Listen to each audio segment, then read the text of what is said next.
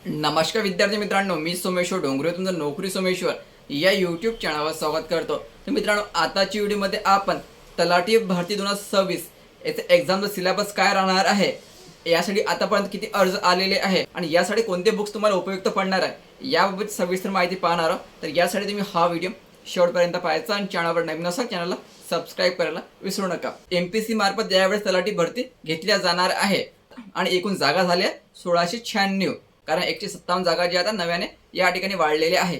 तर याची अंतिम तारीख 5 ऑगस्ट आहे।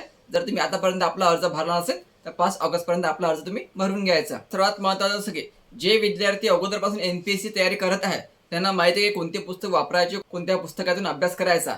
आणि जे विद्यार्थी अगोदर सरळ सेवी तयारी करत होते त्यांना आता डायरेक्ट एमपीएससी मार्फत एक्झाम द्यायचे, कारण तलाठी जे एमपीएससी मध्ये ऍड झालेली आहे।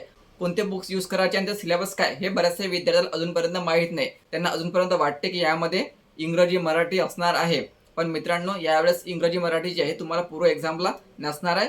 इंग्रजी मराठी तुम्हाला मेन एक्झामला राहणार आहे। तर बघा पूर्व एक्झामचा सिलेबस काय राहणार आहे आणि तुम्हाला कोणते दोन पुस्तक जे आहे हे तुम्हाला वाचणे गरजेचं राहणार आहे।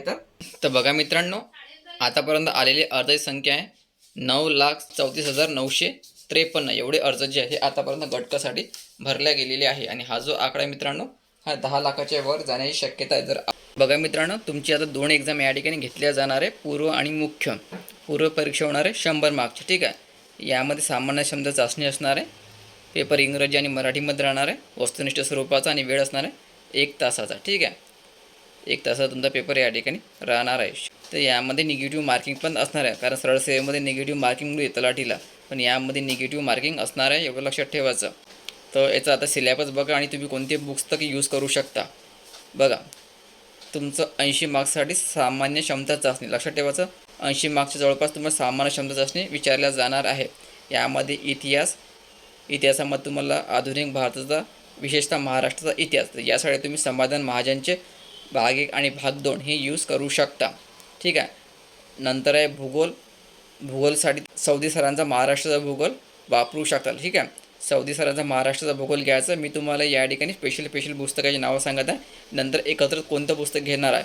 फक्त 2 पुस्तक तुम्ही सध्या विकत घेऊन घ्यायचे। नंतर अर्थव्यवस्थेसाठी तुम्ही रंजन कोळंबेचं पुस्तक घ्यायचं, लक्षात ठेवायचं रंजन कोळंबेचं अर्थव्यवस्थेसाठी। चालू घडामोडीसाठी तुम्ही सिम्प्लिफाईडमध्ये करू शकता किंवा परिक्रमाची मंथली मॅगझिन येते ते पण तुम्ही यूज करू शकता। नंतर राज्यशास्त्रासाठी तुम्ही रंजन कोळंबेचं राज्यशास्त्र घ्यायचं किंवा लक्ष्मीकांतचं राज्यशास्त्र घेतलं तरी चालेल, दोन्हीपैकी तुम्ही कुठलं यूज करू शकता। बेसिक लागत असेल तर रंजन कोळंबेचं घेऊन घ्यायचं। सामान्य विज्ञानासाठी तुम्ही सचिन मस्के सरांचं सामान्य विज्ञान घ्यायचं, ठीक आहे। अंकगणितसाठी लक्षात ठेवायचं अंकगणित आणि बुद्धिमत्तावर 10 मार्क्स तुम्हाला या ठिकाणी राहणार आहे, ठीक आहे। अंकगणित 10 मार्क्स, बुद्धिमत्ता 10 मार्क्स। तर अंकगणित आणि बुद्धिमत्तासाठी तुम्ही सचिन ढवळे सरांचे बुक्स यूज करू शकता किंवा अरगडे सरांचे बुक्स तुम्ही यूज करू शकता, ठीक आहे। गणित आणि बुद्धिमत्तासाठी सचिन ढवळे किंवा अरगडे हा तुमचा सिलेबस असणार आहे। यावर तुम्हाला 100 मार्क्सचा पेपर असणार आहे आणि 100 प्रश्न असणार आहे, ठीक आहे। आणि यामध्ये निगेटिव्ह मार्किंग असणार आहे। तर हे झालं तुमचं सिलेबस आणि तुम्हाला स्पेशल बुक्स तुम्ही कोणते यूज करू शकता। तर विद्यार्थी कोणते पुस्तक यूज करतात हे मी तुम्हाला या ठिकाणी सांगितलेलं आहे। मित्रांनो, या सर्व सिलेबस आपण या ठिकाणी पाहिलेला आहे। सर्व सिलेबससाठी जर तुम्हाला एक बुक्स घ्यायचं असेल तर तुम्ही एकनाथ पाटला ठोकळा हा घ्यायचा। एकनाथ पाटला ठोकळा प्रत्येक एमपीसी तयारी करणाऱ्या विद्यार्थ्याजवळ असणे गरजेचं आहे, ठीक आहे। एकनाथ पाटला ठोकळा प्रत्येकाने घ्यायचा।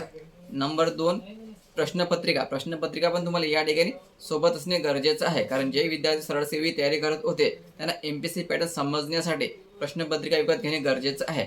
यासाठी तुम्ही लोकसेवा प्रकाशनाची प्रश्नपत्रिका घ्यायची, ते तुम्ही स्क्रीनवर चेक करू शकता, किंवा चोरमले सरांची प्रश्नपत्रिका तुम्ही या ठिकाणी घेऊ शकता।